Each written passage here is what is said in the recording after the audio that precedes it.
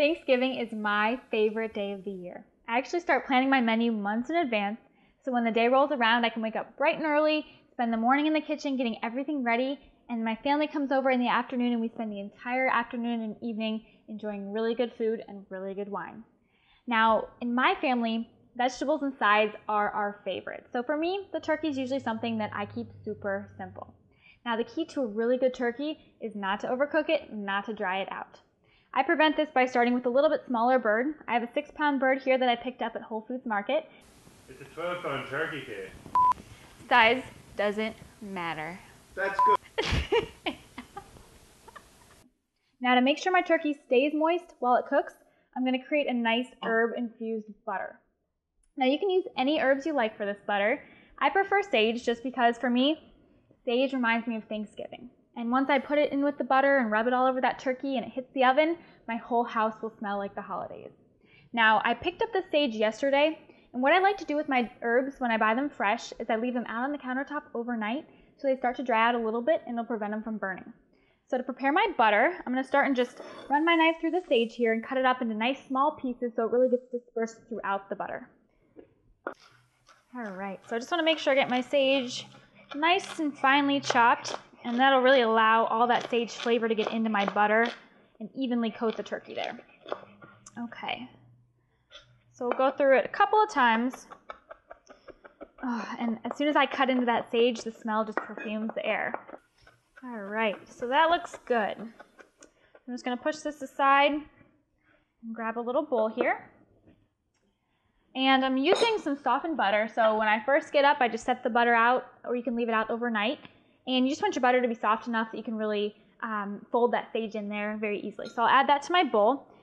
And now I'm using organic butter, but it is Thanksgiving, so I want my turkey to taste really moist and delicious. So I think butter is really what does that trick. All right, so I'm going to give that butter a nice mash there. You can see it smashes pretty easily. And then we're just going to get our sage in there, and that is it. So it's pretty simple, and it's going to add so much delicious flavor and moisture to our turkey. So you want to get that sage evenly dispersed throughout your butter. That looks so good. All right, that's perfect. So now I just want to get my turkey ready to go so we can get that butter stuffed in there under the skin and kind of coat the breast to keep them nice and moist. And then we'll get some aromatics ready and get those into the turkey as well. All right, so see how that kind of opens up there? I can stick my fingers underneath in between the skin and the flesh. So I'm going to do the same to the other side. And you want to be really careful with your turkey because you don't want your skin to rip. So there we go. All right, that looks good. So now it's time to add in that butter. So I'm going to take a nice dollop there and just shove it right underneath the skin. All right, so we're just going to shove that butter under the skin, and this is a messy job, but it's so much fun.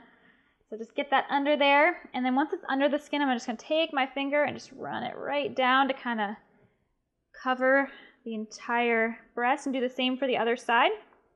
All right, that looks good. Okay, so I'm going to give my hands a quick wash, and then I'm going to get my aromatics sliced up and into the cavity of my turkey. So now the butter is all in between the skin and the flesh of the turkey. So what I want to do next is really flavor my turkey even more. So that sage and that butter will really add a good flavor, but I want to bump it up a little by adding some aromatics. So to that, I'm going to chop up a lemon, a little bit of onion, and some garlic, which are my favorites. All right, so I'm just going to take my lemon and cut it into some nice pieces there. Remember, our turkey's small, so you want to make sure everything fits inside that cavity. All right, so in goes the lemon. All right, so in goes my lemon, and I like to use lemon because it adds a nice freshness. So Thanksgiving, you tend to get a lot of heavy dishes, so I like to lighten things up a little bit with bright citrus flavors whenever I can. All right, so to that, you can do an onion as well.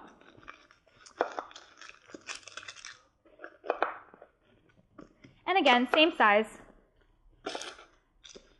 And we're not going to eat the onion, so you don't even have to worry about really getting it all nicely peeled. I just pull out the outside layers and just stuff it right in there. Oh my gosh, this is going to be so good. All right, get the rest of that on in there.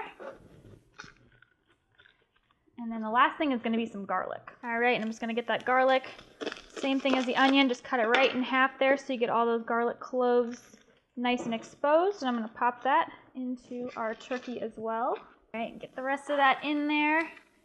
That's going to infuse all that delicious garlic flavor as the bird roasts into the entire cavity as well as the meat of the bird. All right, so all of my aromatics are in the cavity of my bird. When it goes into the oven, it's really going to infuse all this delicious flavor into the meat. So the next thing I'm going to do is I'm just going to take a paper towel and wipe off that excess butter so it doesn't burn.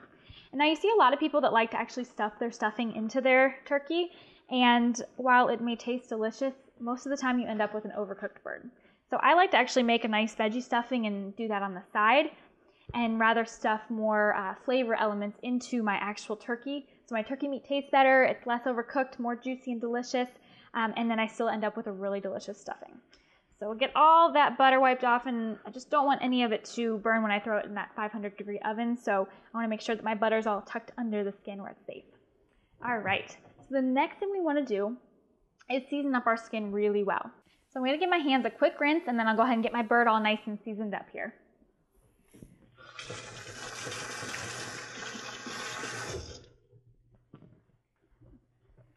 All right, so to season my bird, I'm going to be using a little bit of Celtic salt and some coarse ground black pepper. So I'm going to season it once, put it in the oven at a high heat, bring it back out and season it again to ensure I get that nice crispy skin and so much flavor. So for salt, I'm just using a coarse ground Celtic salt. Now I love Celtic salt for not only how amazing it is with flavor, it's very, very salty without having to use a lot of salt. And that coarse grind really gives you those pockets of salt flavor, which I love. And Celtic salt's also really rich in trace minerals, which is good for our bodies. So nice dusting of salt on top of our bird there. And like I mentioned, I'm going to be seasoning it twice. So I don't have to worry too much if I don't get every last little bit. All right, so now is the fun part. So what I'm going to do is go ahead and get these wings, and I'm going to tuck them right underneath the bird. So you can pull them out like that. Just kind of stuff them under there, and don't be afraid to be a little bit rough there so it gets stuck under there. And what this is going to do is really allow our bird to cook a little more evenly by having everything close to the body. I just have a simple roasting pan here, so I like to put my turkey on a roasting pan because it allows the turkey to cook nice and evenly while still being able to catch all those delicious juices to make a gravy. So we'll get our turkey, oh, he's a little heavier than he looks, into our roasting pan here. I'll get this into the sink. And like I mentioned, I'm going to roast my turkey first for about 30 minutes at 500 degrees. And what that is going to do is really seal in all that moisture, get a good crust. And then after about 30 minutes, I'm going to turn the heat down to 350 and bake it until it's about 155, 160 degrees. Pull it out and let it rest. All right, so I'm going to give my hands a quick rinse and get my bird into the oven.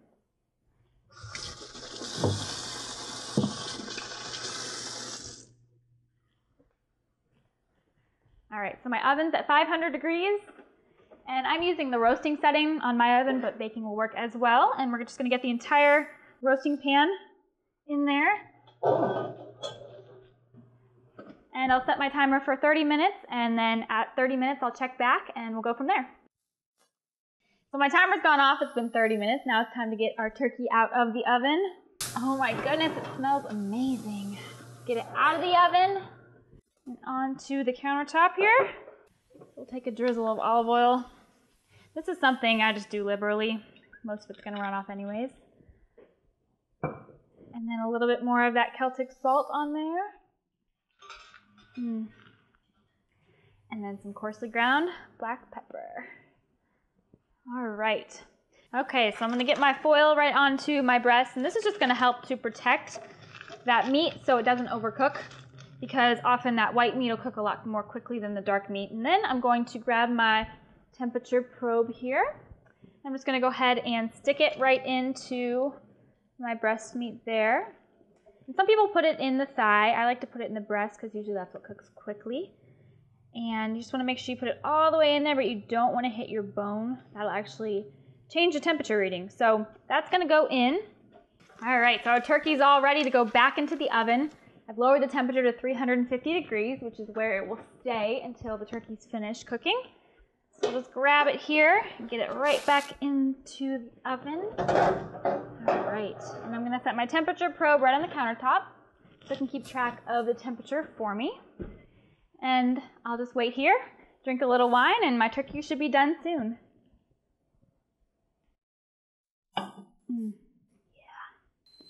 It's 160 degrees. I'm so excited to see how the turkey looks. Oh my goodness. It is golden, brown, and absolutely gorgeous. All right. So I'm just gonna take this probe out here, set it on my cutting board, and then peel back that foil and see how we did. It looks gorgeous. So ideally this needs to rest for at least 15 minutes, but I'm actually gonna go cook the rest of my Thanksgiving meal, so I'm gonna set it aside until I'm ready to eat. So for a 12-pound bird, I cooked it for about 2 hours, but you wanna make sure you only cook it to 160 degrees and then let it rest, and it'll come up to about 165, which is right where you wanna be.